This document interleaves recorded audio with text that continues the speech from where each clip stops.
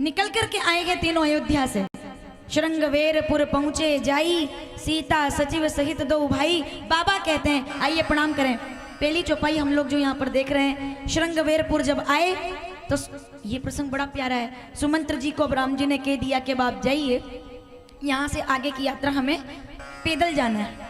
यहाँ तक रथ आ गया, अब हमको पैदल जाना है। रामचरितमानस अयोध्या कांड 86 दोहा। अब तो सारी चौपाइयाँ पढ़नी पड़ेगी क्योंकि हम गंगा जी के किनारे पहुंच रहे हैं। और ये चौपाई घर पढ़िएगा आप जो लोग रामायण लेकर बैठे हैं टीवी के सामने। रामचरितमानस अयोध्या कांड 86 दोहा, चारों चौपाइयाँ गजब की है, लेकिन ये जो चौपाई है जो आगे आने वाली है, गंग सकल, बाबा क्या कहते हैं आइए हम चले जरा। आज का जो मुख्य प्रसंग है हमारा, सीता सचिव सहित दो भाई श्रृंगवेरपुर पहुंचे जाई। तीनों गए तो राम जी ने सुमंत्र जी से कहा कि अब आप जाइए, यहाँ से आगे हमको अकेले जाना है, पैदल जाना है। सुमंत्र जी बात नहीं मानते कि नहीं मैं नहीं जाऊंगा। सुमंत्र जी तो दूर की बात है, जो रथ के घोड़े थे ना, घोड़े, वो घोड़े भी पीछे हटने से इनकार कर रहे हैं कि हम अयोध्या नहीं जाएंगे। तो राम जी ने उनको कहा कि आप जाइए, मुझे जाना होगा। सुमंत्र जी कहते हैं कि नहीं, मैं आपको साथ लेकर के जाऊंगा। पीछे तक के बैठे लोग सावधान। क्या बोले राम जी, सुनिए तात, मेरे पिताजी से जाकर कहिएगा कि धर्म न दूसर सत्य समाना, रघुकुल रीति सदा चली आई प्राण जाए पर। मेरे पिताजी से याद दिलाइएगा कि धर्म से बड़ा धर्म न दूसर। रामचरितमानस अयोध्या कांड 94 दोहा, तीसरी चौपाई। और ये पढ़ेंगे आप, ये सबसे प्यारी चौपाई है इस संवाद की। तो सीता जी से कहा, थोड़ा प्रसंग सुनिएगा ध्यान से। सीता जी से कहा कि बेटी आप चलो साथ में। राजा दशरथ ने कहा था कि राम ना भी आए तो मेरी बेटी फूल जैसी है, उसको तो लेकर आना। तो सीता जी कहती है जहां राम वहां सीता, मैं भी नहीं जा सकती। तो ठीक है। अब बात ये हो गई कि सुमंत्र जी ने धीरे से लखन से भी बोल दिया। अब यहां मामला गड़बड़ है थोड़ा। लक्ष्मण जी से कहा आप चलोगे क्या? लक्ष्मण जी को लगा कि देखो मतलब ये मुझे छेड़ रहे हैं कि जब मैंने राम जी की बात मान करके मैं नहीं रुका तो क्या अब मैं वापस जाने के लिए आया हूं?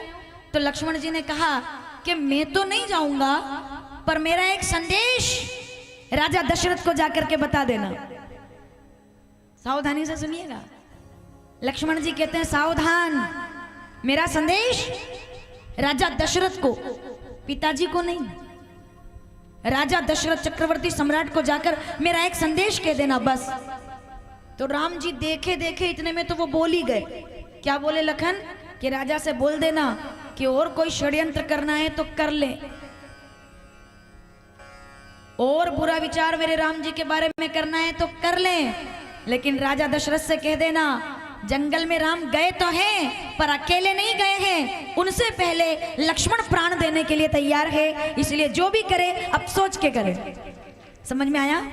लक्ष्मण जी ने मतलब धमकी दी उधर से कि पिताजी से बोल देना कि अपने लाडले भरत को गोद में बिठाए, उसको राजा बनाए। क्योंकि लक्ष्मण जी के मन में पीड़ा तो है ना भाई, वो राम जी की वजह से चाहे कितना भी कुछ नहीं बोलते पर पीड़ा तो है।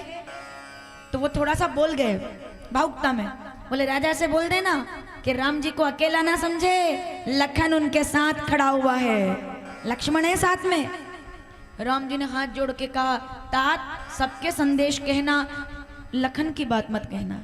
लखन कहे कछु बचन कठोरा, बरजी राम पुनि कीन। आहा क्या चौपाई है साहब। रामचरितमानस अयोध्या कांड 94 दोहा, सारी चौपाई पढ़ो। लक्ष्मण जी बोले, उन्होंने कहा कि बोल देना जाकर राजा दशरथ से कि लखन साथ है। सुमंत्र वहां से निकल गए, अयोध्या आ गए।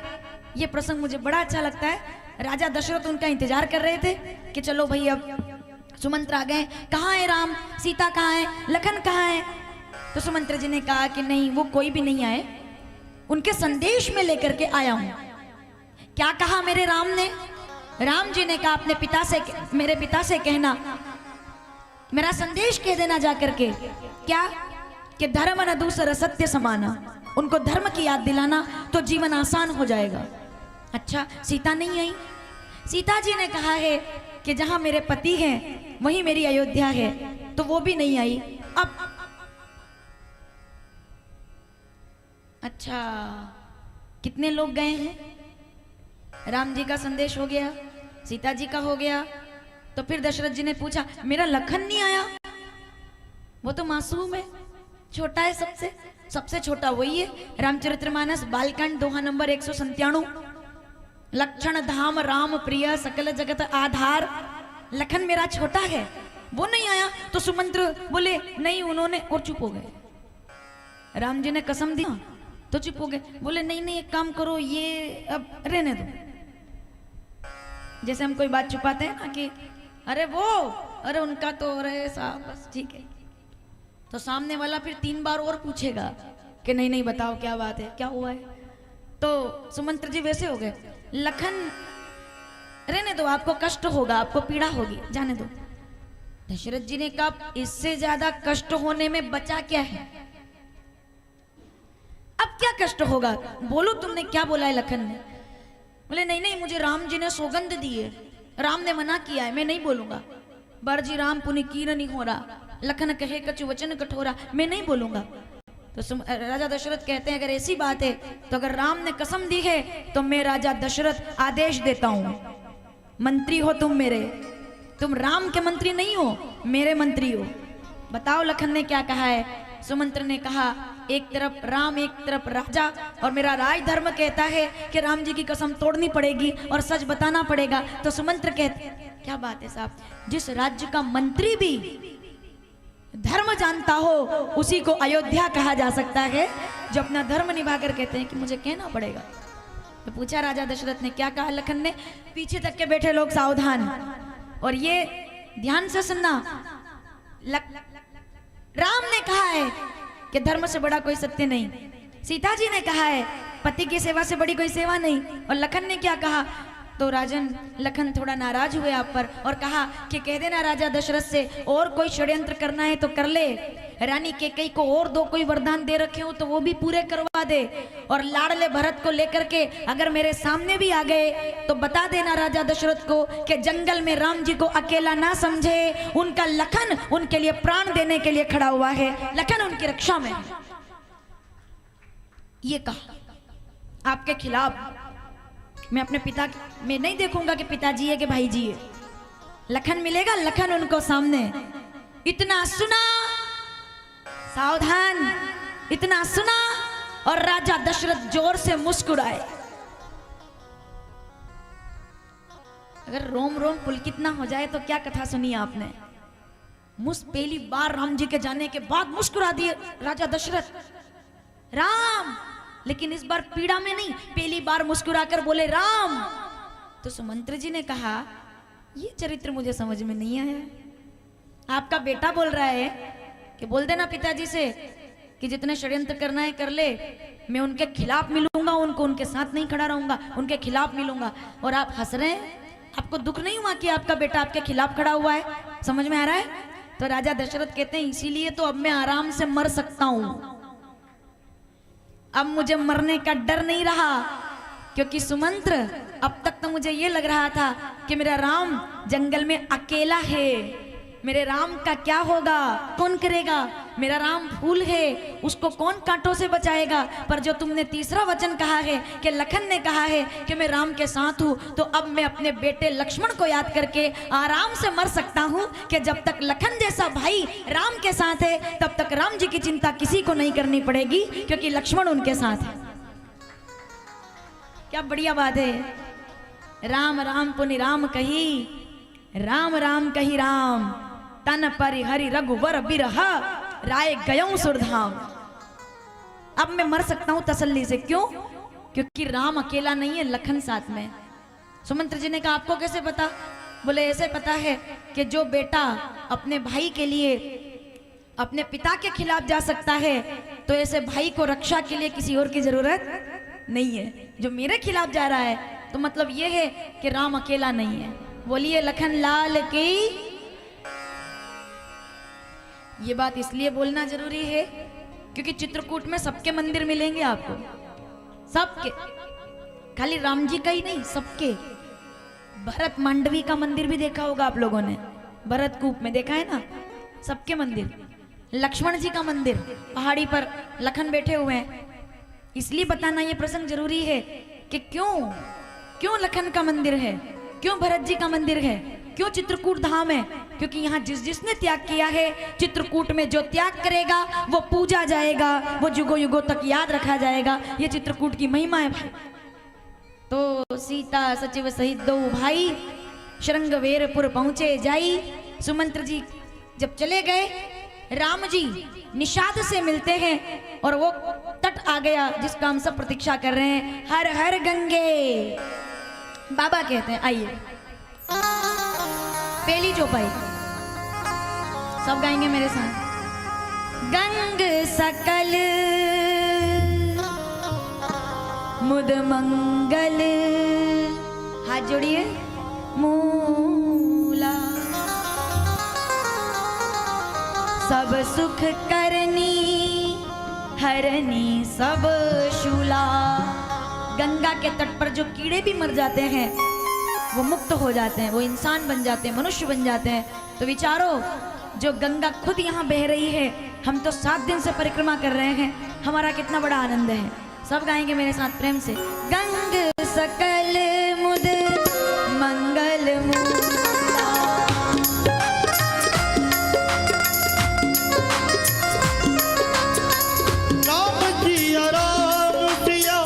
राम सिया राम जय।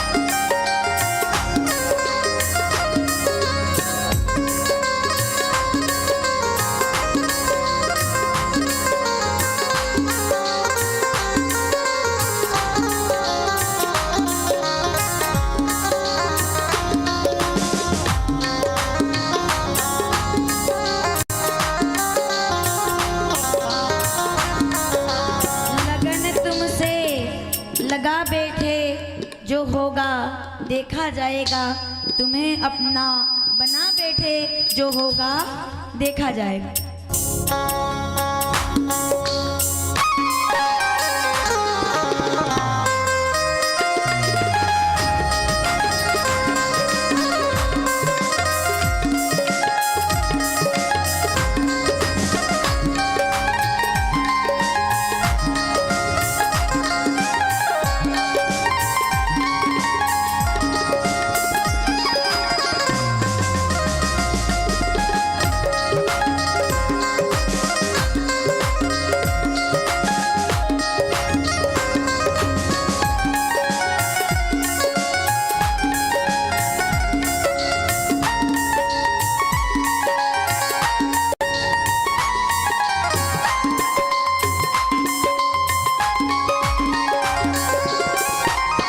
पकारो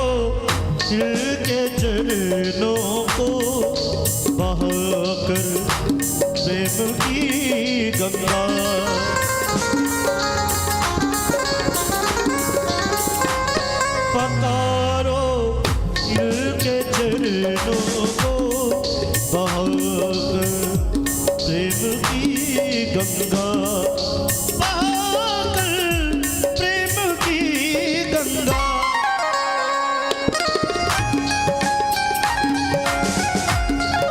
बिछा दो अपने पलकों को, बिछा दो अपनी पलकों को, मेरे घर राम आए। सजा दो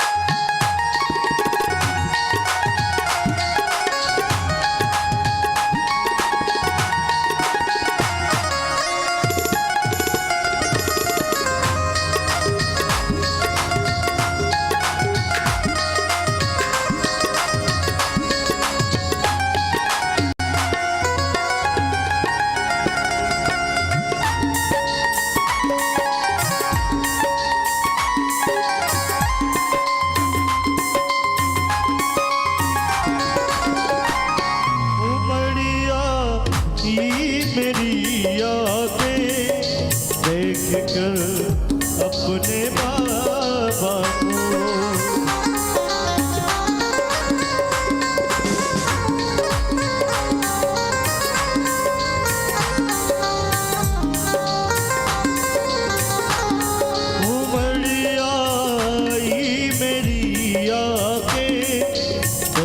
कर अपने बाबा को, देख कर अपने बाबा को, हुई रोशन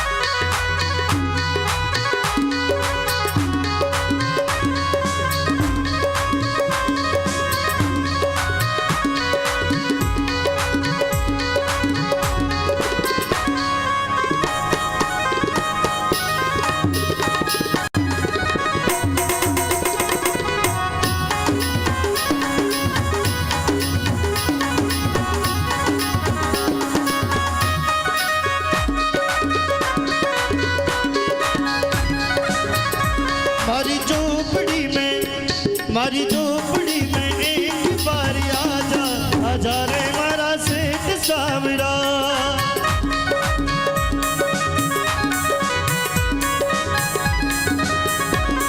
आजा रे मारा सेठ सावरा, आजा रे मारा सेठ सावरा। मारी झोपड़ी में, मारी झोपड़ी में एक बार आजा, आजा रे मारा सेठ सावरा।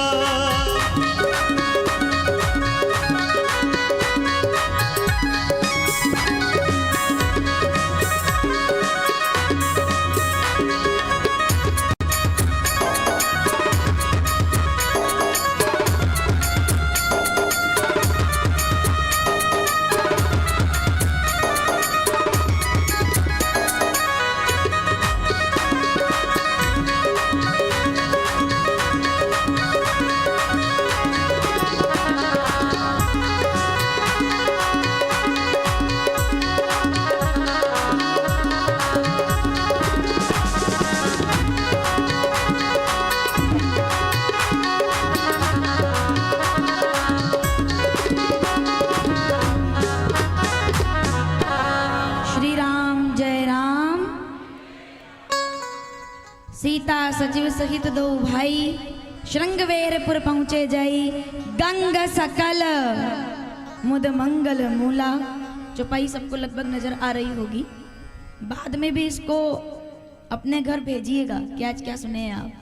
गंग सकल मुद मंगल मूला, सब सुख करनी हरनी सब सूला। जो मांगोगे यहाँ वो मिलेगा और ये तय है।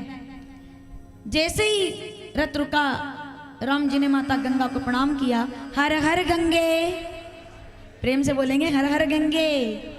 सीता जी ने प्रणाम किया, लक्ष्मण जी ने प्रणाम किया। तो राम जी ने लक्ष्मण जी को बताया, लखन देखो ये वही गंगा है जो हमारे पूर्वजों का कल्याण करने के लिए स्वर्ग से उतर करके आई है। और जो स्वर्ग से उतर कर आए उसको सदैव प्रणाम करना चाहिए, जो हमारे लिए उतर करके आए। जो परोपकार करता है वो पूजा जाता है। गंगा, गंगा जल देखिए आप मंदाकिनी का, आप गंगा जल देखिए अलकनंदा का, आप गंगा जल देखिए देवप्रयाग का, आप गंगा जल देखिए हरिद्वार का, और गंगा जल देखेंगे अगले साल ऋषिकेश का। इस वर्ष संत बन करके चित्रकूट में आ गए हैं। YouTube के माध्यम से जो लोग कथा देख रहे होंगे उनके लिए भी खुशी की बात है, क्योंकि कुछ लोग केवल इसलिए नहीं आ पाए क्योंकि छुट्टियां नहीं थी। तो उनके लिए खुशी की बात है कि अगले वर्ष अधिक मास आ रहा है। अधिक मास आ रहा है 17 मई से 15 जून के बीच। तो उस दौरान इस बार हम चित्रकूट संत बनकर आए हैं। ऋषिकेश में ऋषि बन करके रहेंगे 7 दिनों तक। ऋषि कथा रहेगी, वो ऋषि कथा ऋषिकेश गंगा के तट पर। अभी मंदाकिनी के तट पर बैठे, वहाँ साक्षात गंगा जो देवप्रयाग में अलकनंदा और मंदाकिनी मिलकर के हरिद्वार ऋषिकेश तक पहुंची है, उसका दर्शन हम लोग करेंगे। तो मेरे कहने का मतलब ये है कि गंगा जल अपने आप में इतना पवित्र है कि अगर कोई जीव भी गलती से उसको पी ले, कि अगर कोई जीव भी है और हमने ऐसे करके गंगा जल डाला, कोई कीड़े पर भी पड़ जाए तो वो गंगा जल उसको मुक्त कर देता है। गंगा जल मुक्ति के लिए ये राम जी ने कहा है। गंगा सकल, पहली चौपाई, मुद मंगल मूला, सब सुख करनी हरनी सब सूला। गंगा के तट पर आ गए राम। निषाद साथ में है। अगला प्रसंग आप लोग समझ गए होंगे कि कौन सी कथा आ रही है। मांगी नावना। कितने लोग आज केवट बनना चाहते हैं मेरे साथ? यहाँ तो गंगा भी है, नदी भी है, राम भी है और हमारी नाव भी है। अब निषाद ने आकर के और राम जी से प्रणाम किया। हे राम, मैं जानता हूं कि आपके चरण कोमल है, आपकी वाणी कोमल है, थोड़ा सा रुकिए, मैं नाव का प्रबंध कर लेता हूं। तुरंत निषाद दौड़ के गए, क्योंकि वो वहां के राजा हैं। केवट के घर का दरवाजा लगा हुआ था, तो निषाद ने जोर से दरवाजा बजाया। केवट जल्दी बाहर आओ, नाव संभालो, हमारे राम जी को पार लगाना है। अंदर से कोई आवाज नहीं है। लक्ष्मण जी ने कहा मैं जाता हूं, मैं बुलाता हूं। लक्ष्मण जी ने कहा, दरवाजा बजाया, केवट जल्दी बाहर आओ, हमें पार लगाना है, पार जाना है, पार लगाओ। बाहर नहीं आए, इंतजार करते रहे, अब दरवाजा खुले, अब दरवाजा खुले। ऐसा भक्त केवल रामायण में हो सकता है और कहीं नहीं हो सकता। ऐसा भक्त। दरवाजा लगा है, धीरे से सीता जी ने आवाज लगाई, क्या बात है, विलंब हो रहा है, करते ना बात आपस में हम लोग। तो सीता जी ने कहा देर हो रही है, केवट नहीं आया। अरे भाई केवट, अरे जरा पार लगा दो, केवट नहीं आता, ठीक है, दरवाजा लगा हुआ है। तब आखिर में राम जाते हैं और दरवाजे पर, दरवाजा बजाते नहीं है, हाथ जोड़ करके कहते हैं, ए भैया केवट, अरे भैया जरा बाहर आओ और अपनी नाव से हमें पार लगाने का कष्ट करो, क्योंकि मैं तुम्हारे दरवाजे पर नाव मांगने के लिए आया हूं। अपनी नाव मुझे दे दो, मैं नाव मांगने आया हूं। ये प्रसंग मुझे बहुत ज्यादा प्रिय है, इसको ढंग से सुनना। मैं नाव मांगने आया हूं, और जैसे ही कहा कि नाव मांगने आया हूं, केवट ने दोनों दरवाजे खोल दिए। चौपाई पढ़ लीजिए आप, रामचरितमानस अयोध्या कांड 99 दोहा, पहली चौपाई। दरवाजा खोल दिया। इसके पहले कि केवट कुछ बोलता, 4 लोग सामने खड़े हुए थे। कौन? निषाद, लखन, जगदम्बा सीता और श्री राम। दरवाजा खोला, कोई प्रणाम नहीं, कोई नमन नहीं, ऐसे खड़ा हो गया बाहर आकर। तो निषाद ने कहा, क्यों रे भाई, पिछले 2 घंटे से हम दरवाजा पीट पीट करके कह रहे थे दरवाजा खोलो, दरवाजा खोलो, तब तक तू बाहर नहीं आया, लेकिन हाँ इन्होंने आवाज लगाई तो तू बाहर आ गया। तो केवट ने कहा, किसी चक्कर में मत रहिएगा, मैं क्या देखने बाहर आया हूं, मैं आपकी आवाज सुनकर बाहर नहीं आया, मैं लखन लाल की आवाज सुनकर बाहर नहीं आया जो भी बोल रहे थे, मैं कोई बेटी जो बोल रही थी उनकी आवाज सुनकर बाहर नहीं आया, मैं इनकी आवाज सुनकर बाहर नहीं आया हूं, फिर मैं तो इनके शब्द सुनकर बाहर आया हूं। आवाज में और शब्द में फर्क होता है। मैं आवाज सुनकर हर बार रुक करके मुड़ करके देखा नहीं जाता, देखा ये भी जाता है कि पुकारा किसने है। हर बार मुड़ा नहीं जाता, देखा ये भी जाता है कि पुकारा किसने है। ध्यान से सुनना, क्यों दरवाजा खोला है? अरे मैं तो ये देखने के लिए आया हूं कि मैं 50 साल का हो गया हूं, 55 साल का हो गया हूं या 60 साल का हो गया हूं, आज तक जितने लोग मेरे दरवाजे पर आए आदेश करते हुए आए कि नाव से पार लगाओ, पार लगाओ, पार लगाओ, पहली बार कोई मेरे दरवाजे पर नाव मांगने के लिए आया है। मैं तो ये देखने आया हूं, मांगने कौन आया है मेरे द्वार पर? हम जैसे लोगों को भी कोई कुछ मांग सकता है क्या? हम तो स्वयं मांगने वाले हैं ना। मैं मांगता हूं सबसे, पहली बार मुझसे आज कोई, क्या कहा बाबा ने? चौपाई सुनिए एक साथ। मांगी नावना। अब तक जितने बोल रहे थे केवट नहीं आया, राम जी ने मांगा तो केवट बाहर आया। क्यों? क्योंकि इन्होंने मेरा नहीं मेरे काम का सम्मान किया है, मैं इनका दर्शन करने के लिए बाहर आया हूं। किसी से बोलने का तरीका आपको इंसान बनाता है। एक बात हमेशा याद रखिएगा, वाणी ऐसी बोलिए मन का आपा खोए। किससे आप कैसे बोल रहे हैं, किससे आप कैसे बात कर रहे हैं, चाहे वो छोटा व्यक्ति क्यों ना हो। छोटे व्यक्ति से मेरा कि वो किस प्रकार का काम करता है, छोटे व्यक्ति से मेरा मतलब है उम्र में कम, क्योंकि कोई भी व्यक्ति दुनिया में छोटा नहीं होता। आयु में छोटा हो सकता है, हम 50 के हैं तो कोई 30 का हो सकता है, कोई 20 का हो सकता है, पर ये जो लोग कहते हैं ना कि छोटा आदमी बड़ा आदमी, आयु में कहा जा सकता है। काम में कोई व्यक्ति छोटा नहीं होता, क्योंकि जहां सुई काम आती है वहां तलवार काम नहीं आती। जिसका काम जो कर सकता है वो उसी में बड़ा माना जाता है। ठीक है, कोई व्यक्ति छोटा बड़ा नहीं होता।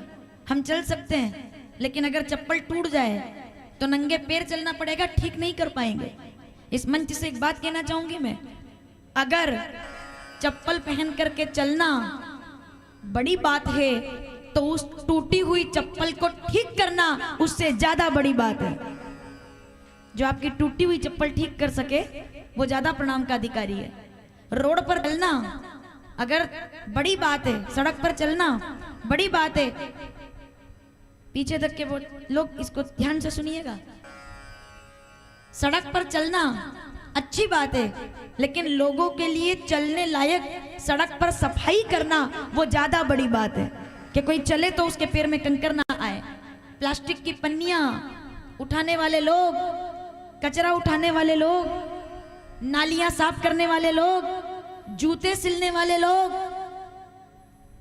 बर्तन बनाने वाले लोग, लकड़ी का काम करने वाले लोग, लोहे का काम करने वाले लोग, तेल जो बनता है नारियल का, तिल्ली का, इस बात से समझना मैं क्या कहना चाहती हूँ।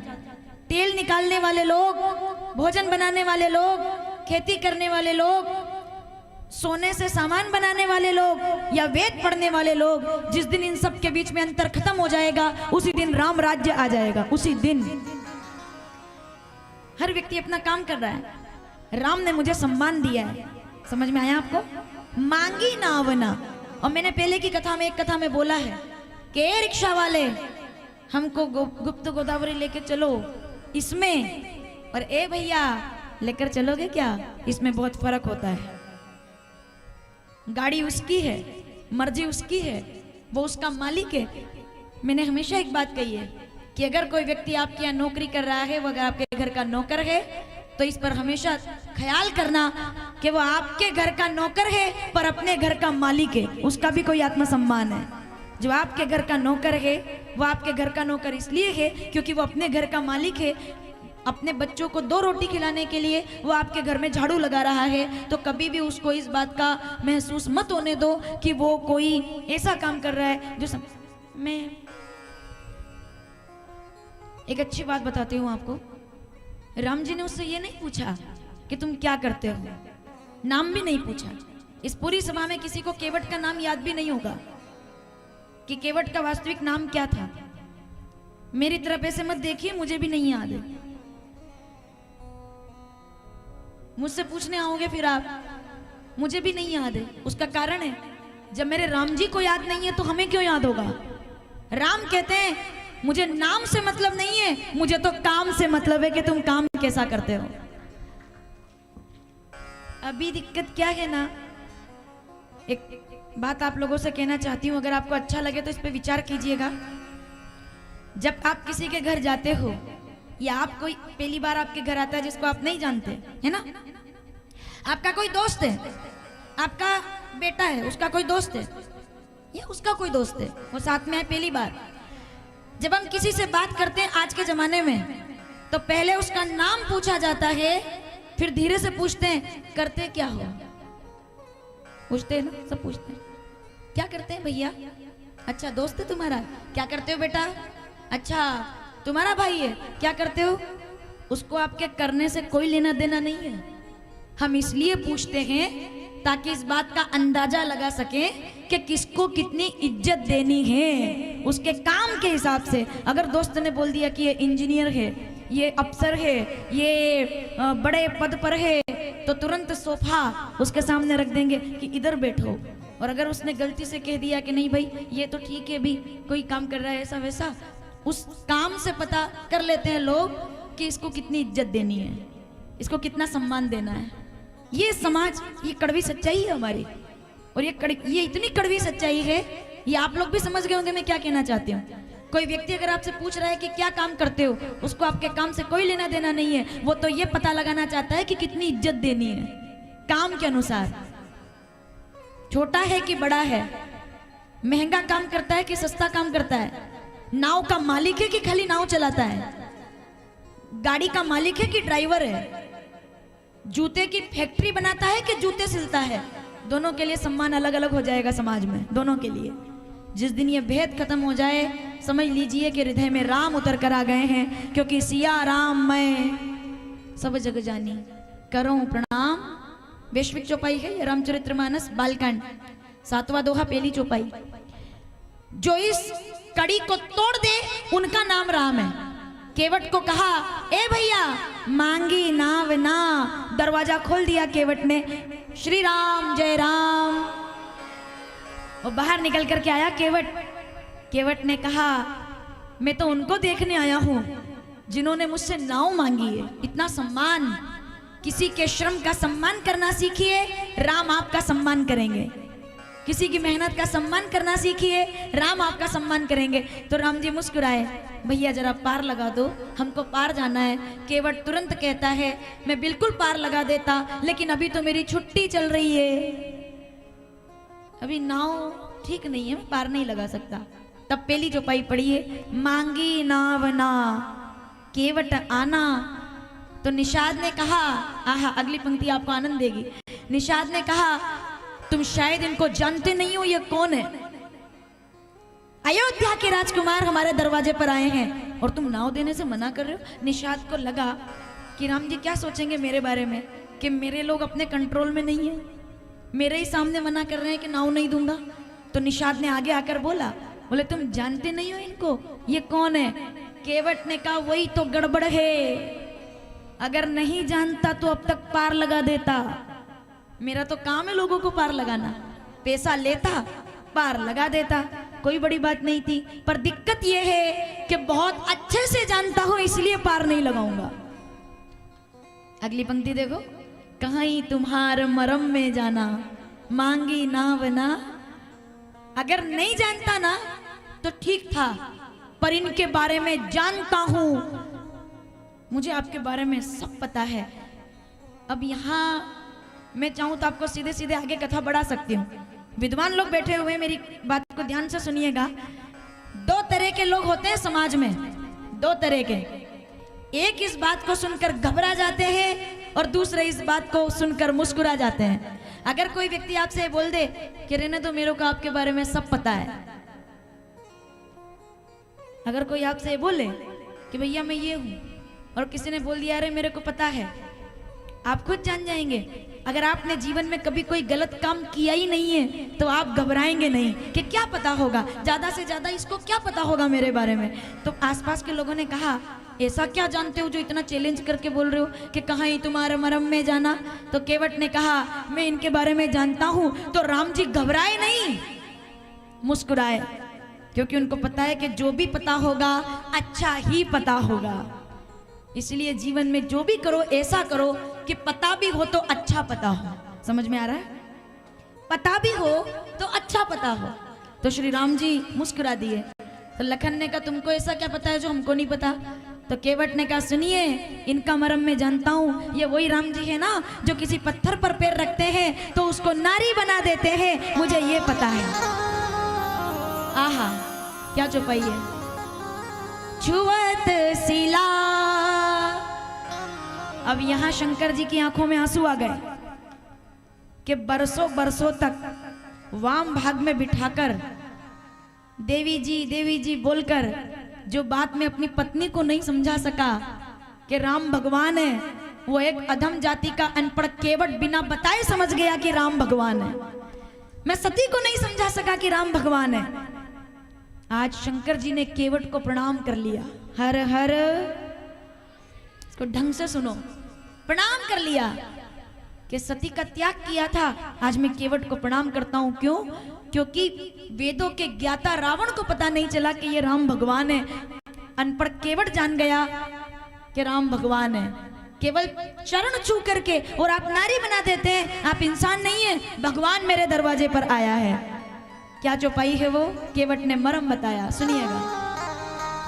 छुअत सिला भई नारी सुहाई, और पाहन तेना काट कटी नहीं। पत्थर अगर था वो नारी बन गई। मेरी तो नाव है, आधे समय जल में पड़ी रहती है, कोमल है, इस पे तो चरण पड़ने की जरूरत भी नहीं पड़ेगी। राम खाली देखेंगे और ये नारी हो जाएगी। और अगर ये नारी बन गई तो मेरे पास बचेगा क्या? ऐही प्रतिपालूं सब परिवारू, नहीं जानूं कछु और कबारू। राम जी नारी बन जाए वहां तक तो ठीक है, लेकिन अगर बेरोजगार हो गया, एक नारी पहले से घर में है, पत्नी को क्या बताऊंगा कि ये देवी कौन है, इनको कहां से लाए हो? इसलिए राम जी को समझा रहा हूं कि मेरी नाव में मत बैठो। आगे सुनना, राम जी को समझा रहा हूं कि मेरी नाव में मत बैठो, घर जाकर क्या बताऊंगा। तो लक्ष्मण जी ने कहा पत्नी को समझाना में कौन सी बड़ी बात है जो राम जी को इतनी देर से समझा रहे हो। और जितने लोग इधर बैठे हैं जरा वो बताएंगे अपने अनुभव से। तो केवट ने क्या बोला? अगर ठीक से समझ में आ जाए तो सोचना, केवट ने क्या बोला? बोले राम जी को समझाना बहुत सरल है, पर भगवान को समझाना सरल है, पर पत्नी को समझाना सरल, उसको नहीं समझा पाऊंगा इसलिए इनको समझा रहा हूं।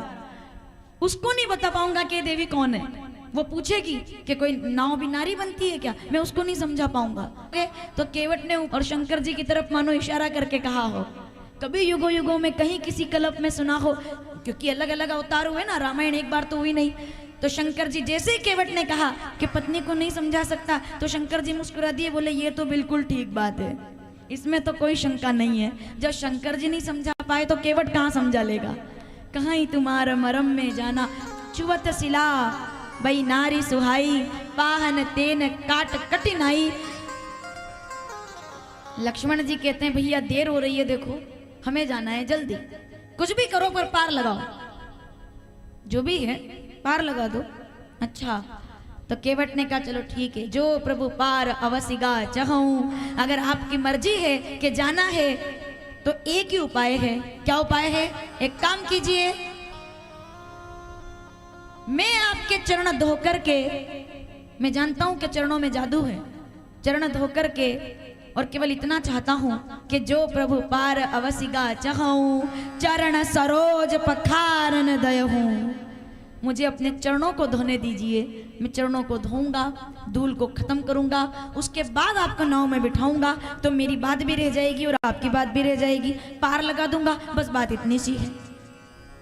लक्ष्मण जी ने कहा देखो भैया देर हो रही है, ये सब करने में तो कई वर्ष बीत जाएंगे यहाँ, क्योंकि तुम तो चरण धोओगे, फिर वो जल को लेकर के तुम जाओगे, फिर तुम उसका निरीक्षण करोगे कि कौन से कण है इसमें जो नारी बनाते हैं, इसमें बहुत समय लग जाएगा। ए भैया जल्दी पार लगा दो, अब बड़ी देर हो रही है।